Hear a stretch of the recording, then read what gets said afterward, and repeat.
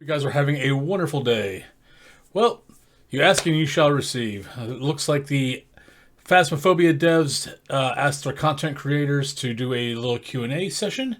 So there's a lot of good folks that are the content creators for Phasmophobia, and it looks like they came up with some really nice questions.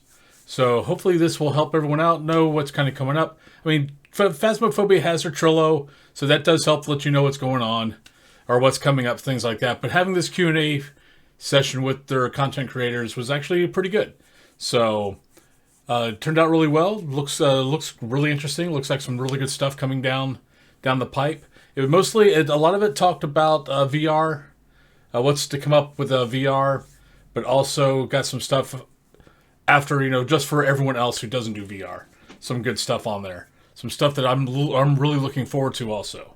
So let us go ahead and get on in here and take a look. All right, so it looks like CJ was the one who was nominated to answer all the questions. so let's see. VR update. Will VR users with older headsets notice a big difference with the new system compared to the previous? Every VR user, regardless of headset, will see a significant difference in both playability and performance with the VR rework. So yeah. So looking forward to the VR rework. I've actually got a VR. I haven't really used it because everything I've heard about VR is not exactly fantastic. So I've just been kind of ignoring it and just enjoying playing Phas for Phas. Once the update comes out, though, I will probably take a look at VR.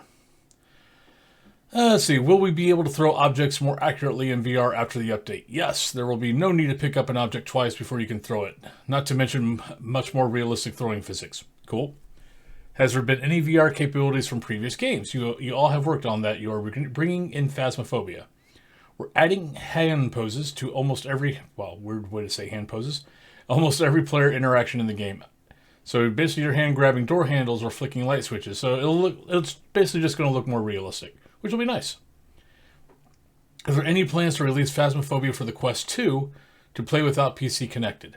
Sadly not. Phasmophobia is a very complicated game, and we will not be able to port this over without limiting a lot of the graphical settings and features. I understand. I've got an Oculus, but yeah. I got an Oculus too, but yeah. What content will be available to PC players in the VR update? Sadly, there isn't a lot of new content for PC players. However, we'll be doing a small patch afterwards with some things to tide you over until the custom difficulty update is finished. So yeah, so when the VR update comes out, don't expect anything for the rest of us. But that's okay. I mean, granted, it's been a while since I'm saying it's been a while, but it's only really been a month since we've had the cursed item update, I think, which was in February. So really, it's not been that long. But however, there is still some stuff. You got sound sensors, new truck screen UI, crossing off ghosts in the journal, unless you're playing Nightmare like me, which I guess instead of graying out, they're going to cross them out. I like the gray out part. It's okay, unless maybe some people with vision issues see the cross out easier, which I can understand that. Several balance changes to hiding places and blockers, as well as small tents on Maple Lodge campsite working properly. I don't know, maybe I guess you're supposed to be able to open up the small tents? Not sure. Future content. What are some of the craziest difficulty options we can expect with the custom games? So yeah, they're going to be coming out with custom games, which I'm looking very forward to. Like, hopefully they'll add in some, zero sanity to start off with, but let's read what they're saying here. There are some mental combinations if you want some really hard games. I'm going to guess like zero sanity. Imagine moving at 50% speed while the ghost moves at 150% with zero hiding places and a broken fuse box. Yes, I can imagine it. I can imagine me being dead a lot. but that will be fun. That will definitely be a challenge. I'm already doing no running challenges. So on my stream, if we get to five subs a day, when we get to the fifth one, I'm not allowed to run anymore on stream. So that's been actually fun, especially on the bigger maps when the ghost is moving way faster than I am. How about a ghost only giving one evidence with super low interaction or event rates? It'd be like a Demon Rev and Shades had a baby. Or throw balance out of the window and make yourself super speedy. The ghosts go crazy with activity and play with every cursed item cursed possession at once. I'd try it. All right.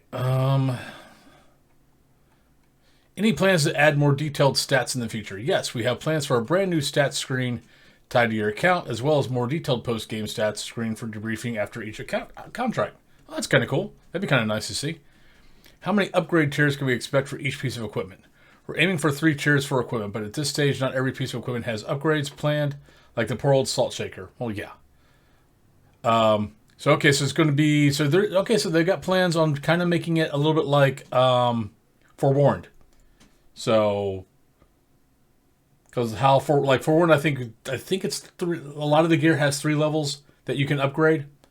So, like let's say, like I can imagine maybe voice box picking up better, things like that. So we'll see what they come out with. Could you give us any insight into how upgradable equipment will be implemented? Of course, upgrades will become purchasable once you reach the required level for that equipment's next unlock. Once you have purchased the upgrade, you can choose to bring whichever tier of the equipment with you for the contract. Okay. You only pay to bring the equipment itself. Only unlocking the tier will cost extra. For example, if you have 3 flashlights, you could choose to bring 1 of each tier for the same cost. Okay. Will the new daily, weekly challenges be more incentive-driven? We've got loads planned for new challenges and objectives. Some of them will be more complicated than others, but they will all help give players a large incentive to play more often with worthwhile rewards. Cool. Any ideas for what the hallucinations might be if they get added? This I'm looking really forward to. This should be fun. So hallucinations will definitely be added with Horde 2.0. Really looking forward to that patch. We're looking to add things such as paintings melt as your sanity decreases, writing and symbols on the walls, and many more. Can we expect the option to have more than 1 ghost or friendly ghost in the custom update? 1 ghost is currently our limit for technical and performance issues. Yeah, I can understand that. You will be able to disable ghost ability to hunt. This will stop you earning rewards. Okay, so basically kind of like the tutorial, I guess. I'm not even sure the tutorial even has a hunt. But okay. What kind of new animations should we expect to see in the progression update? Loads!